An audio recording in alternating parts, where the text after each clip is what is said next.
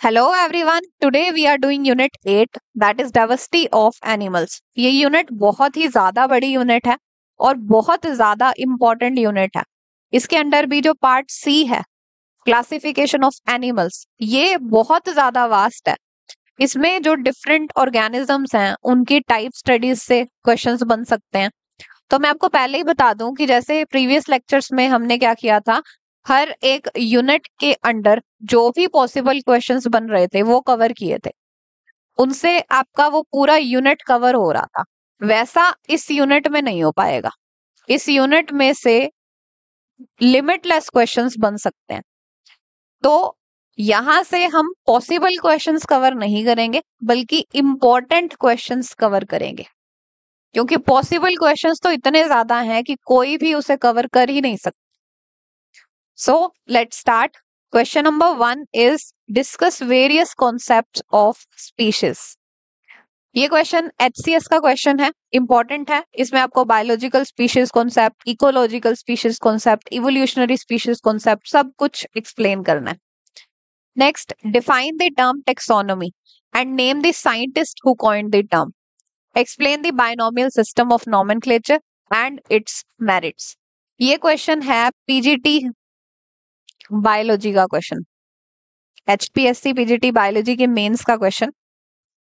तो ये वाला क्वेश्चन आप कवर कर सकते हैं लिविंग वर्ल्ड के नोट्स की PDF से. इंपॉर्टेंट क्वेश्चन है.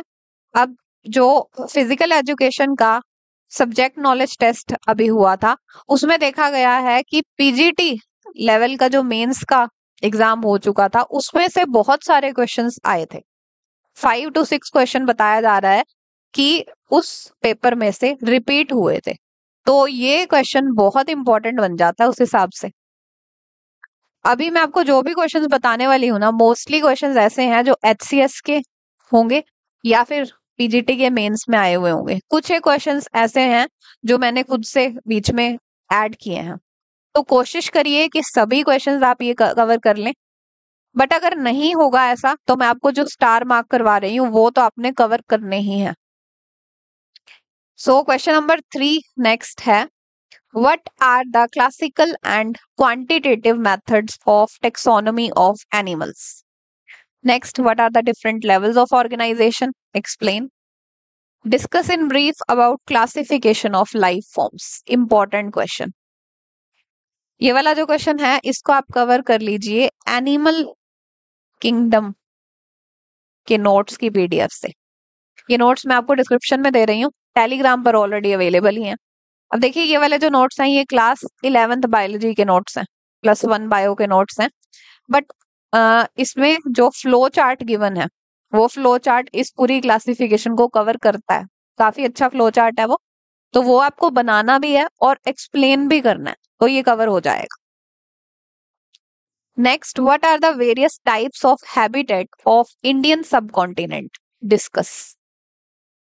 Then question 7, give an account of parasitic protozoans of man. Easy question है. ये तो अगर आप नहीं भी प्रिपेयर करके जा रहे हैं ना तो अपने आप से इसको सोचा जा सकता है. बट आपके पास वहां टाइम इतना नहीं होगा कि आप इसे सोच पाए, तो प्रिपेयर करके जाना पड़ेगा. Discuss parasitic adaptations in helminths. Then write an essay on migration of fishes and birds. Migration of fishes and birds पे ऐसे लिखना है. Very important question. इसको कवर कर लीजिए. मैं आपको नोट्स दे रही हूँ माइग्रेशन ऑफ फिशेस के, वहां से कवर हो जाएगा. Then discuss aerial adaptations of birds. ये आपका कवर होगा एव्स इन जनरल के नोट्स से. Next, illustrate life history of malarial parasite. ये भी इंपॉर्टेंट है. ये वाला जो क्वेश्चन है क्वेश्चन 10th, ये भी बहुत ज्यादा इंपॉर्टेंट है. 11th क्वेश्चन कवर कर लीजिए ह्यूमन हेल्थ एंड डिजीजेस की PDF से. ये सभी PDF डिस्क्रिप्शन में अवेलेबल हैं. Next, write a note on dipnoi. Important है ये भी. ये प्रीवियस ईयर HCS का क्वेश्चन है, तो अभी आपके एग्जाम के लिए भी इंपॉर्टेंट है. What is retrogressive metamorphosis? Illustrate by the help of example. ये भी HCS का क्वेश्चन है. अभी सभी क्वेश्चंस जो आगे आने वाले हैं वो सभी HCS के क्वेश्चंस हैं. Next, explain about placentation in mammals. What are adaptive features in Ascaris lumbricoid for efficient parasitic life? Ascaris के अंदर क्या adaptations हैं parasitic life को जीने के लिए, वो बतानी है. Discuss pedomorphosis in animals. Sorry, in amphibians. Next, question number 17. Name any 4 species of honeybee in India. Which of these species can be domesticated? Briefly discuss the artificial methods of bee rearing, structure of artificial hive, and types of rearing equipment used. Add a short note on the bee economy. अब देखिए सारा question आपका ये है honey bee से. तो question में बहुत सारी चीजें पूछी गई हैं. अगर सिर्फ हनी बी का ये जो टॉपिक आप पढ़ेंगे तो ये सभी चीजें आपकी उसमें कवर होती हैं. तो ये टॉपिक आप कवर कर लीजिए, इंपॉर्टेंट है. एक हनी बी और सिल्क वॉर्म, ये दोनों ही इंपॉर्टेंट है. कोई भी एक पूछ लिया जाता है.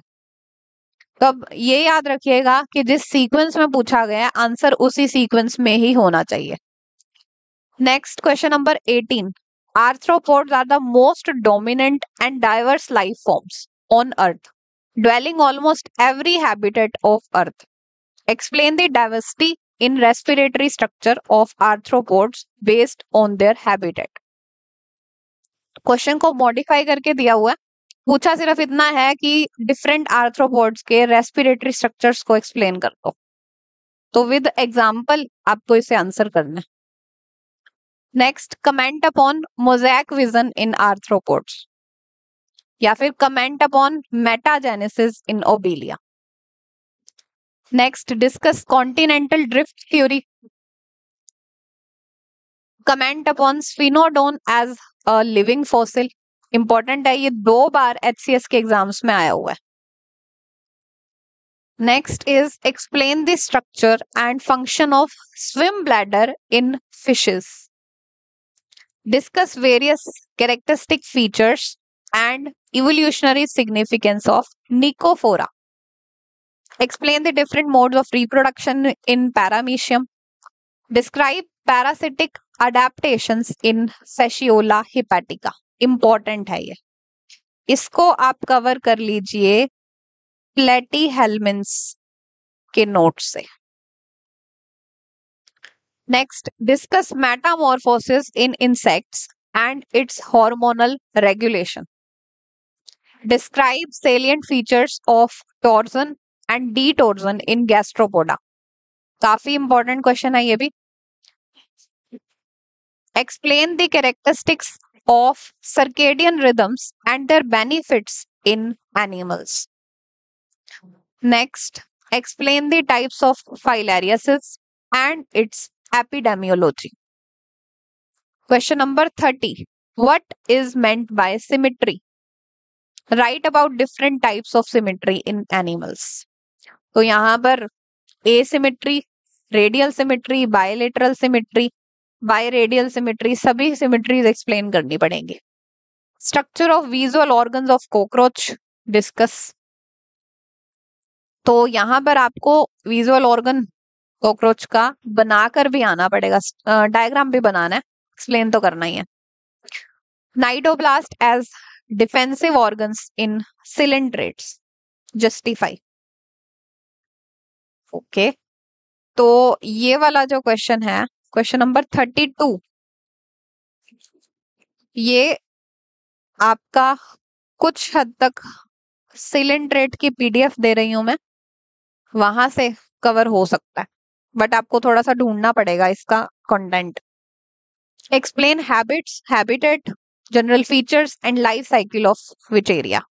ये आप कवर कर लीजिए एस्केलमिन्स से. पूरा का पूरा अवेलेबल है. Describe different types of canal system found in Porifera. Also mention their function. Very very important. ये पॉरीफेरा की पीडीएफ से कवर हो जाएगा। Describe different types of scales of fishes with suitable example. अब देखिए, एक तो ये क्वेश्चन स्केल वाला, इसके लिए भी पीडीएफ दे रही हूं मैं नोट्स की, और एक ये हो गया, और फिश की माइग्रेशन, बर्ड्स की migration, aerial adaptation in birds, ये क्वेश्चंस बहुत बार रिपीट हुए हैं मेंस के एग्जाम्स में। तो ये वाले क्वेश्चंस वो हैं जो आपको छोड़कर नहीं जाने इस पार्ट से। Okay, next question number 36। Draw a suitable diagram and explain the structure of human eye. Differentiate between endemic and exotic species. Question number 38. Comment upon poisonous and non-poisonous snakes of India.